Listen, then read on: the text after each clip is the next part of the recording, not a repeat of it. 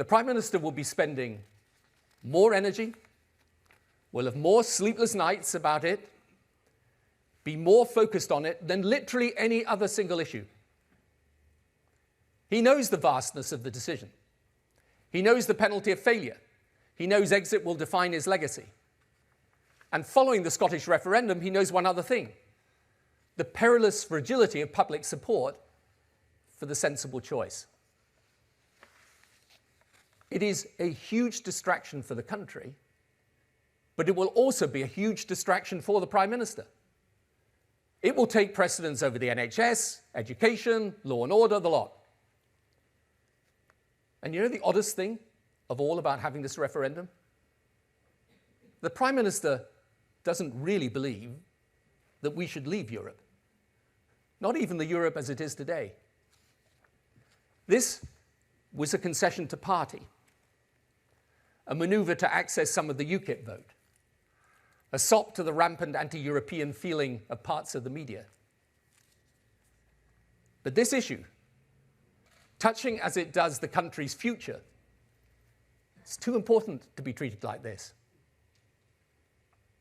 It is greatly to Ed Miliband's credit that he resolutely refused to make that trade, right?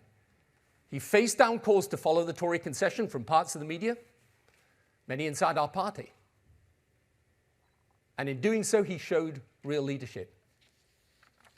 He showed that he would put the interests of the country first, and he showed that on this, as on other issues, he's his own man with his own convictions and determined to follow them even when they go against the tide, and I respect that.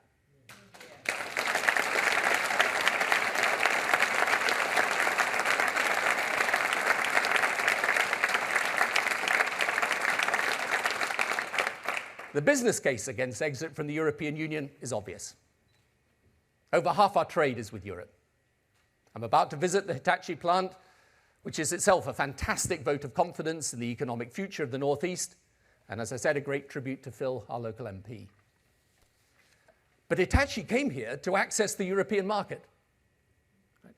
And there are millions of UK jobs dependent on that access.